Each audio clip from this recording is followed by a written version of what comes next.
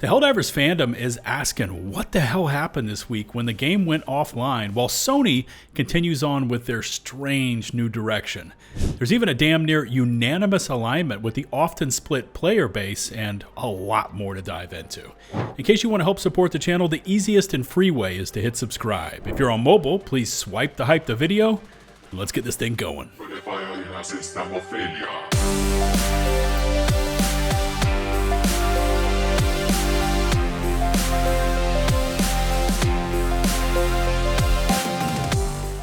Alright, here's a question for you. How many of you saw this error screen when trying to log into Helldivers yesterday? It would have happened pretty early for some of you. You can see here from the official notice we got from Arrowhead announcing the outage, it was just after 2 a.m. in the morning for me on the East Coast US. Now, it ended up getting solved about 40 minutes later, which we can see here from the follow-up announcement in the official HD2 Discord, but what was missing in these announcements was why this happened. First off, we had some players thinking it was part of some elaborate April Fool's prank, because technically it was April the 1st, but it turned out to be merely coincidence. You see, the cause of the outage was that the SSL certificate had expired. Basically, the cert is proof that your whatever, in this case the game, Helldivers 2, is safe to use by its clients, including players, other apps, like the companion app, other websites, and more.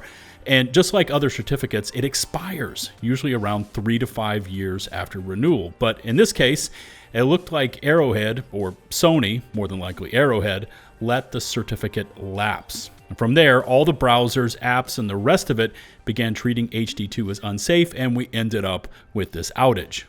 Helldivers certificates are run through Let's Encrypt, which should have an auto-renewal replacement script already set up, but in this case, either the script failed or it was never set up to auto-renew in the first place, and once the certs expired, everything went down, including the game itself.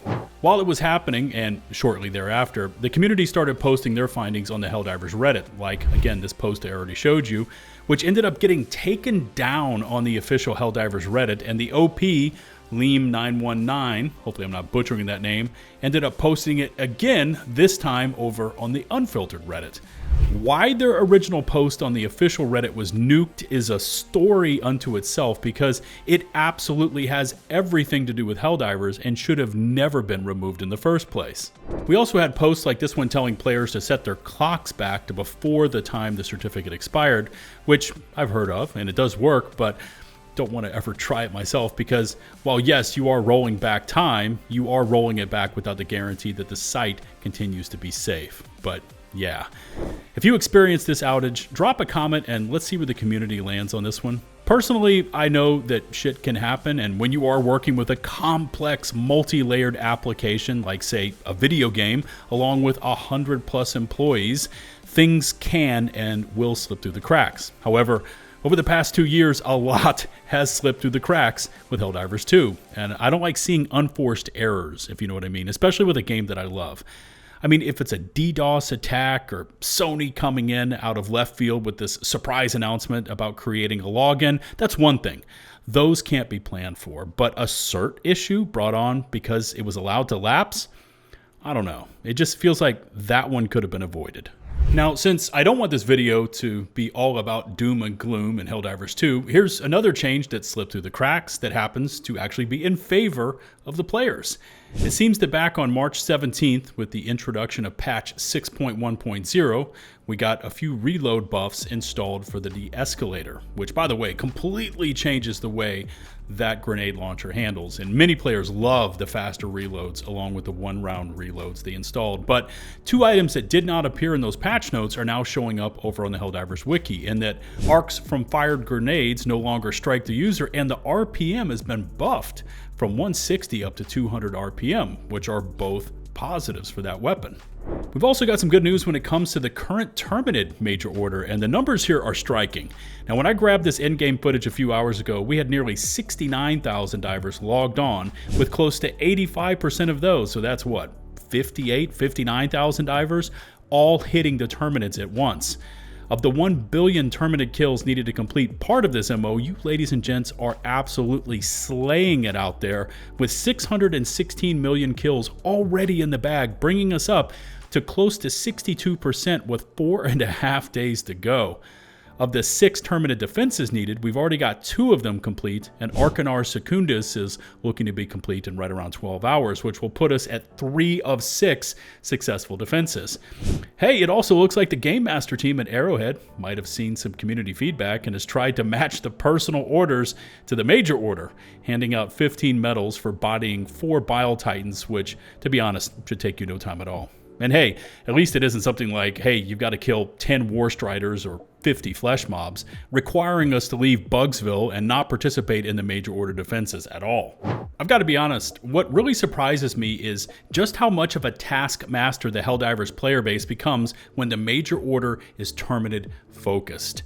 Outside of the Into the Untested update and the devastation we faced way back when on Osha Une, we tend to see really high participation rates when it comes to the bugs. But what is surprising here is just how strong these really are. Seeing close to 85% of the player base hitting one faction at the same time is simply insane. And this isn't like it's a major story arc. This isn't Day 1 versus the Cyborg on C-Stan or the defense of Super Earth. It's the Terminids with a kill count plus defense major order, and just color me stunned here. Drop a comment about why you think the Terminids are able to draw in these kind of percentages, because I'd love to see your thoughts on this one. Also, the Superstore is worth taking a look at, as a few days ago we got the Entrenched Division Sweeper making an appearance, and for the next day and a half, you've got the portable medium armor pen cannon known as the Double Freedom in there as well. Now, once you get a feel for toggling between the single and double barrels, this shotgun is a devastating piece of Helldivers ingenuity. I know a lot of you play Arc Raiders out there alongside Helldivers 2, and it seems that Embark's latest update is harkening back to early HT2. Arc Raiders Flashpoint's new map condition is Hell on Earth, and it's giving players flashbacks of Helldiver 2's Malevelon Creek, nothing but pure chaos everywhere. There's more here from GamesRadar Plus about Flashpoint, which I've got to be honest, I've yet to play. But let's go ahead and skip to where the creek gets mentioned. Here's what they said. Now that Arc Raiders has been out for coming on 6 months, this is very much something designed for seasoned players who are wanting to push their skills. Comparisons are emerging to Malevelon Creek in Helldivers 2, a planet where you fought the automatons that was absolutely barmy back in the day, and which Super Earth veterans often consider the fiercest battleground of Arrowhead's game. Quote, reminds me of Malevelon Creek on HD2 when it came out. Nothing but pure chaos everywhere, a commenter on Reddit states. Yeah, but you die way faster on Arc Raiders, lol. I feel like a civilian in HD2 when playing Arc Raiders, another argues. A third player says close scrutiny gives them, quote, flashbacks of the creek. A sign Embark's doing something right if the intention is to traumatize fans anyway. For a lot of players that joined Helldivers over the past 2 years, you've probably heard of MC, the Creek, or Space Vietnam.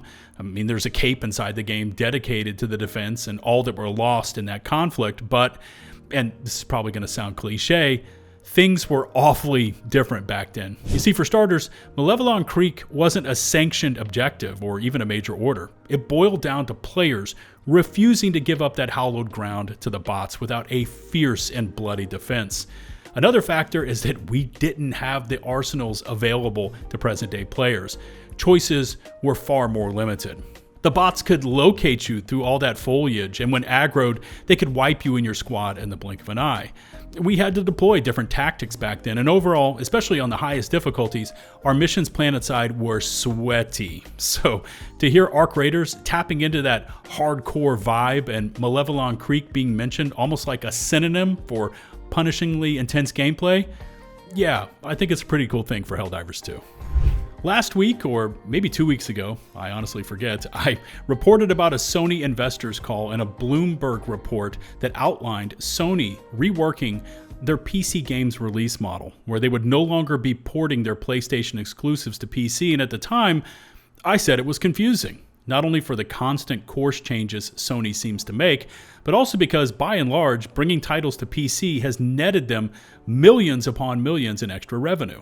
What makes this shift even more odd is that according to a new GameRanks article, they reported that a PlayStation employee revealed that they were able to grow revenue in that division to $300 million from 2021 to 2023 based on their single-player games on Steam, Epic, and GOG.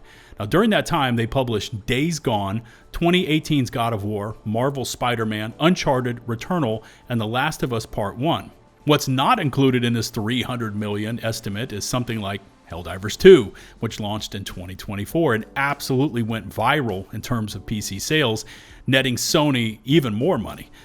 The question, I guess, here is why, after making that much in sales, would they now be shifting course yet again, leading to some wanting to know what sort of expectations did Sony have at the beginning when entering the market, and furthermore, were they even remotely realistic? And finally, the United Helldiver Assembly kicked off their Operation Blue Horizon today, April 2nd, running up through April the 9th in an effort to help out the Autism Self-Advocacy Network via a fundraiser. Now, there are many different groups and organizations involved with this one, including even like the Chaos Divers, but I will include links to the Cheese Divers Discord so you can join there and get in on the action. The Tiltify link will also be down there, and it goes towards a worthy cause. We've seen the community come together in times like these, and here's your chance to make a difference. In the past, we saved the children from Super Citizen Anne's Hospital on Vernon Wells, and now it's time to dive into Operation Blue Horizon. But here's where I turn to you, my viewers, for your awesome feedback. The outage due to the certificate being allowed to lapse, the Terminid major order, and those player percentages, other games drawing comparisons to Helldivers 2 and Malevelon Creek, and the Sony news are all topics for today. And if those aren't enough, just drop a comment about anything Helldivers related, and I'll of course do my best to respond. Remember to hit subscribe and ring the notifications bell to receive my future upload alerts. If you're on mobile, please take advantage of the swipe to hype function. And before I go, a massive shout out goes out to all our hardcore channel members who show up day in and day out to support me and the content. Until the next one, this is LtBuzzLitebeer signing off.